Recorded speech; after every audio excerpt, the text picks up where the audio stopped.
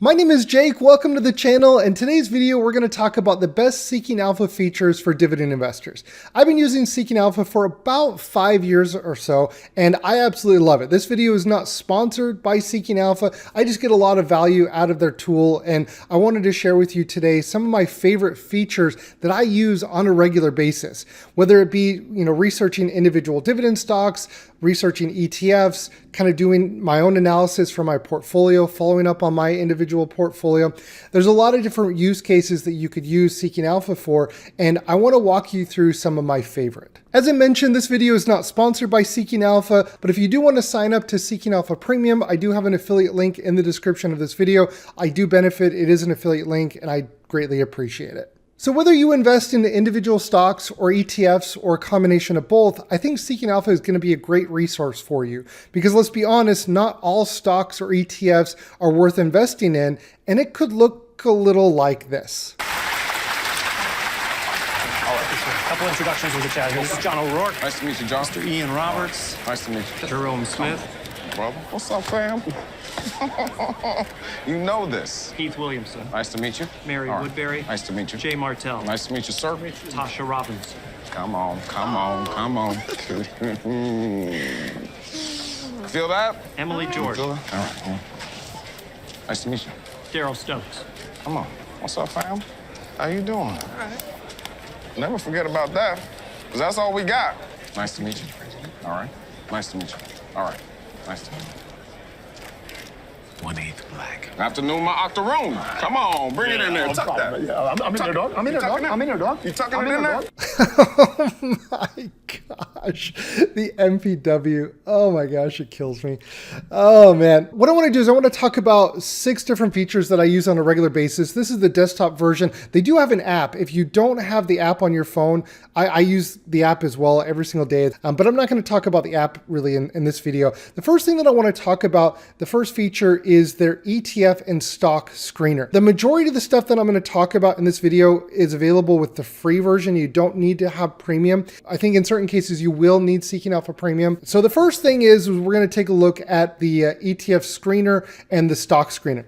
And these are really great because you can drill down and get as granular as you would like when it comes to filtering and screening individual stocks and ETFs.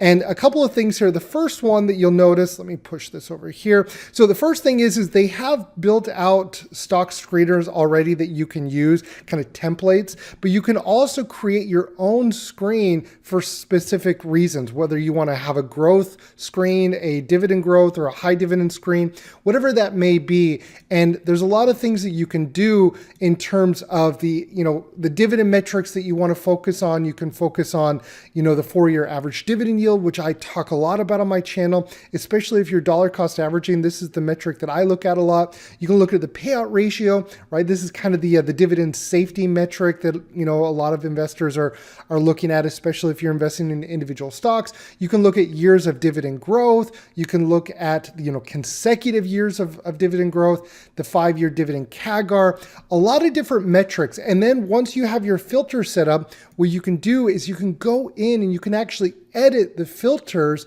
based off, what you're looking for. And you can really dive as deep as you want here and make it as complex or as simple as you want. And you can look at, dividend stocks by specific country, industry, and you can really get as nerdy, as high level as you want. And that's something that I really, really like. But this is the Dividend Stock Screener. If you want the ETF Screener, I use this all the time, especially for my YouTube videos. This is something where, a lot of where I do all of my research. If I'm talking about the best dividend growth ETFs or high dividend ETFs or cover call ETFs, this is the first place that I'm going to make sure that the research that I'm preparing for my videos, that I'm not just talking out my butt, that I'm actually doing the research and providing you guys with objective information and not just my mere opinions, because I'm just one random guy on the internet, right? So I try to make it factual and objective when I talk about these things on my videos. And this is one way that I do it. For example, I do have a saved screener here, and these are some of the, the features or the filters. The filters that I'm looking at. So for example, if I'm looking at, ETFs that have maybe a lower expense ratio, say I want to focus really only on quality ETFs, well, that's going to dramatically lower my search results. And I'm going to focus more on quality. And the cool thing is I love this because you can slice and dice it. You can look at every single different metric, left and right, up or down, and you can filter based off of what's important to you, right? And they make it so simple and so easy to do so that just your normal person can do this. All right, the next feature that I want to talk about is the portfolios that you can upload into Seeking Alpha. So I believe you will need Seeking Alpha Premium if you want to upload more than 1, 2, or 3. I think you can upload up to 3 with the free version. If you have premium, you can upload, I believe, an unlimited amount of portfolios. And I upload my Roth IRA that I have with Vanguard. I've uploaded my portfolios that I have with them on finance, and you can link them directly. You can sign into your account and it will link it. You don't have to do it manually. And I use this all the time. This is a great resource because, like I said, you can slice and dice the data based off of what you're interested in.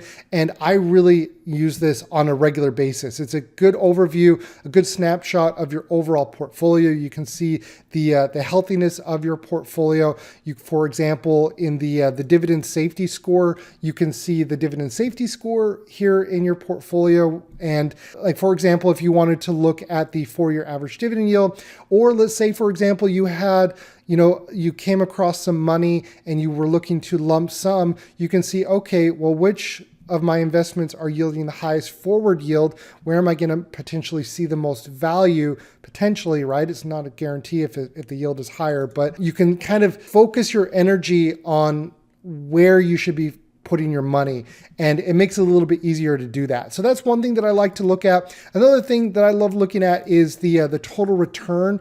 This is with the dividend reinvested. This is the total return over the last 10 years. My highest performers have been Costco, Waste Management, Lowe's, and AbbVie.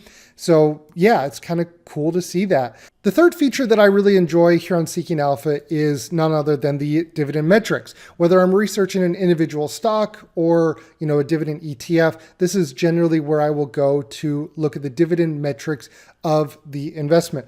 And, obviously the dividends are just part of the total return. It's just part of the investment, but it's a great resource if you're doing research and considering investing in individual stocks or ETFs, etc. So we're going to take a look at Waste Management here really quick. This is my favorite individual dividend stock. And, for example, if you're a longtime subscriber, you've heard me talk a lot about Waste Management. I wouldn't necessarily recommend going and buying it right now. It's trading definitely at a premium right now, and we'll see that here in a second. But yeah, this is my favorite dividend stock. Okay, so something that I like taking a look at is the dividend grades. Once again, you will need premium for this. You can see the dividend safety. This is something that I look at not so much. I do look at it if I'm ever concerned that the dividend may be cut, right? Say, for example, I'm investing into, a company that has a really high payout ratio, right? The payout ratio is what they're paying after, a percentage of their earnings. If they're paying over or near 100%, it's a very, very bad sign what's going on there. And so that's something that I'll definitely take a look at. I usually, to get a quick snapshot, like say, for example, one of you guys say, hey, Jake, what are your thoughts of company X, Y, and Z? First thing that I do is I come in here in Seeking Alpha, I go into the dividend section, I go and I try to understand, kind of overall snapshot of what the company is and, what they've done historically and where I can kind of categorize them or bucket them. Okay. And so I'm going to look at the dividend yield, the metrics here. I love looking at the 4-year average dividend yield. This is something that's really important. I love looking at this. If you're dollar cost averaging, you're working a 9-to-5 job, this is the number that you're probably going to want to look at and not the forward yield. The forward yield is more important if you're lump sum investing. This is what you really want to focus on if you're, just a normal person dollar cost averaging into your portfolio. These are some new features that they've added here recently. You can look at the 5-year yield on cost. This is one of the most powerful metrics to consider when looking at dividend growth stocks and dividend stocks in general, because when you're investing in dividend stocks or ETFs, you ideally want your income to grow, whether you have a longer or short-term time horizon. The growth of the yield is really important. It's not just the yield itself, but what is the yield doing? Is it going up or is it going down? And that's something really, really important to understand, especially if you're new to dividend investing. Now, this next section here, this is what I was talking about with, I wouldn't necessarily go and buy Waste Management or lump sum invested into Waste Management today. It is a little bit pricey. It's trading at a premium now, but this is one of the coolest things to look at. When I'm considering a dividend stock, this is the one thing that I look at is the yield on cost. What has the yield on cost been if you would have invested 10 years ago? If you would have invested 10 years ago, your yield on cost of that initial purchase is 7%. If you would have bought it 10 years ago, you would have had a starting yield of about 3.5%. So it's grown 100% in the last 10 years. And so this is something that I absolutely love. And you can obviously go and take a look at the dividend growth metrics. You can see all of that stuff here, the safety, the history. This is definitely something that you want to take a look at. Something to consider that Seeking Alpha, this is one of the critiques that I have with Seeking Alpha and other websites in general, is whenever a company will do like a special dividend, it will consider that as in the next year that they didn't grow it consecutively. So if a company ever does a special dividend, it will kind of disrupt here on their website. It'll show, that they haven't increased it because they lowered it because they're not categorizing that special dividend correctly. So that's one of the critiques that I have. So if you ever notice that you're seeing, they only increased it for 4 years, go and see why is that? Why are they showing that? Well, because look, they may have done a special dividend, or they may have had like a sale of one of their assets and return capital to investors, but they most definitely did not decrease their dividend. Okay, so it's important that you understand that. That can throw you off if you're a new investor. And then lastly here with this that I like taking a look at is I love looking at what analysts are projecting and estimating in the coming years in terms of the dividend growth. What is the consensus dividend growth by analysts tracking this company? What are they saying that the dividend is going to do in the next coming years? So this is kind of cool to see. Obviously, it's not guaranteed. This is just a forecast and estimate, but it's kind of cool to see. The last thing that I want to show you on this section here is when you're looking at ETFs, the overview is a little bit different. Okay, so don't get confused by this. When you're looking at ETFs and you go under the dividend section and you go under dividend yield, what you'll notice is that there's a few fields that are not showing here on ETFs that we're showing on individual stocks. So for example, with Waste Management, under dividend yield, you have the grades and you have the 4-year average dividend yield, right? You see that on Waste Management? When you go over to DGRO or any other ETF, those fields are not here. And that can be a little bit confusing and a little frustrating because you're like, well, how do I capture the 4-year average dividend yield of an ETF? And there's a workaround for that. If we go back to the portfolio overview, if you add the stock or ETF into your portfolio, what you can do is you can view that here on the portfolio view under dividends. Okay, so that is kind of a workaround. It is a bit annoying, but that's one way that you can capture the data there because it's not showing for ETFs. The next feature that I want to take a look at is with charting. Now, charting is looking at historical data. And as we know, historical performance is never a guarantee of future performance. That's every time I talk about historical returns, I always throw out the disclaimer because it's important that you don't want to go chasing performance because the market works in cycles and no one knows what the future is going to hold. What I really like charting for and back testing and seeing how ETFs have performed in the past is to kind of gauge and get a feeling for what have they done in the past and what could I reasonably assume going forward. Because I love the quote from Mark Twain that history does not repeat itself, but it does rhyme. Okay, and that's why charting is so powerful and so important when I'm looking and comparing different investment options. Okay, so first off, a couple of things that you're going to want to take a look at is when you're comparing an ETF, you generally, what I like to do is I like to compare apples to apples. So if I'm comparing dividend ETFs, yes, I like to compare them to the S&P 500 or the total US stock market, but I also like to compare them to other ETFs because it's just, they're different investment vehicles and I try to keep it consistent and reasonably comparable, that I'm not looking at a banana or an orange and trying to assess the taste or the color or the value or whatever, right? So you follow me on that. So for example, something that I'll generally do is if I want to benchmark an ETF, I'll either do it with SEHD, VYM, or DGRO as an example, right? And DGRO is very different than VYM or SEHD, for example, because it's more focused on growth. but it's still something that I like to do. And something that I absolutely love is when you're looking at the performance, go here, I might be going too fast here. Go under select metrics, right? And something that I always do is you go to performance and go under total return. Okay, if you're analyzing a dividend ETF or a dividend investment, the total return is so important because it's the capital appreciation. That's what you're seeing on Google Finance or Yahoo Finance, and the dividend, because the dividend is part of the return, and you want to look at the total return to really get a good overview of what you're looking at here. And when it comes to charting, I really like going back as far as possible. More data, the better, in my opinion. The reason why I like going back so much is I like seeing how investments performed during the best and worst of times. I love looking at how dividend ETFs performed during the pandemic. I love seeing how they performed during the rate increase of 2018.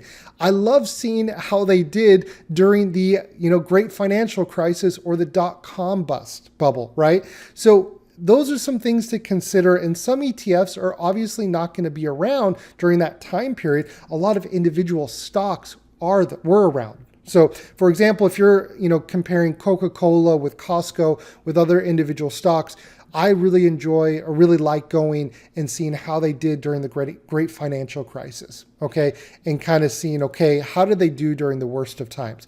And you can use a chart like this to analyze and see, is this something that you could see yourself investing in? Okay. And that's how I use charting within Seeking Alpha. The next feature that I really enjoy with Seeking Alpha is the contributor articles. And there's a couple contributors that I follow and read on a regular basis.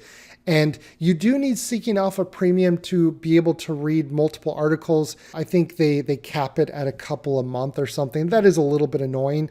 But if you do like to read up on different stocks and hear different people's opinions, I think this can be really, really valuable. At least it is for me. For example, when I'm reading up on real estate and real estate investment trusts, the number one guy that I go to is Brad Thomas. Obviously, he's the guy I go and I read, and I value his opinion. So if I'm interested in investing into a company, I read Brad Thomas's articles and I value his opinion. I don't agree with everything that he says, but I value his opinion. And the thing that I love the most about reading these articles is I love going, and let's see if we can take a look at this. What I like doing is I like going down into the comment section, and I really like seeing the engagement. Let's see if I can find it here. The engagement of what other people are saying, because a lot of times, Brad is writing multiple articles a week. And so there's going to be some times where he misses something or someone else misses something. And so people in the comments these are like really thoughtful conversations. Here on Seeking Alpha, the articles, the comments I find to be very, very valuable, seeing what other people's opinions. Another one that I like to follow when it comes to dividends, I like Dividend Sensei. I think, he comes out with some pretty good articles. He's part of the Dividend Kings here on Seeking Alpha. Some of his articles, I don't read every single one of his articles, but I do get a lot of value out of his articles. The next contributor here that I want to highlight is with Rita. I've been following Rita for years. I like a lot of his, thoughts on, higher dividend investments. Some of the companies that he tracks, I personally wouldn't invest in. So a lot of them are like energy stocks or MLPs. And, it's just not really where I focus where I invest. But I really value his opinions, and the comment section of his articles are also really thought-provoking. So I get a lot of value out of that, and I'm sure there's dozens out there that I read as well. But these are just examples of a feature here of Seeking Alpha that you can get value from if you really enjoy reading articles and learning more about different investments, because there's dozens of articles on SHD, DGRO, or other dividend stocks. Now, the last feature that I want to talk about is probably not what you were thinking. And this is something that what I've noticed has become more and more a bigger part of Seeking Alpha. Years ago, this was not really a thing, and that is market news. And so I don't know about you, but it feels like the world is kind of in chaos. That's just my perception. There's a lot of clickbait. There's a lot of different media outlets out there that are really kind of polarizing. And I'm not a political person. To be very frank, I hate politics, and I hate reading something that's clearly biased in any direction. And something that you'll notice if you're a long-term subscriber of mine, I don't touch the topic of politics. I just don't enjoy it. It's something that I don't think anybody wins when you talk about politics, especially on an open forum like this. Just wanted to throw that out there that I have no bias. I guess my only bias is that I hate bias in every form, okay? And so when I'm looking at my news and where I'm getting my information, I want to be taught how to think and not what to think in any direction. Give me the facts, give me the information, and let me make a decision based off of the facts that are presented, okay? I don't want to be taught what opinion to have on a specific topic. That's just my personal view on this. And so the feature here that we're talking about with market news, Seeking Alpha has more and more, what I've noticed, trending news talking about the overall global economy, interest rates, geopolitical to a degree, not so much, but I mean, politics directly impact investors, right? And the stock market. So it is part of it. And so one thing that I really have noticed these last couple of years, I'd say that the last year, is that Seeking Alpha has very objective market news. And there's different ways that you can view the news. Is you can go under market news and you can check on what's really what you value, what's of interest to you. You can do US economy, you can do top news, you can do trending news, you can do, dividend specific news. If you're looking for unbiased, objective news, I think this is a great resource, especially when it comes to the global economy and the markets in general.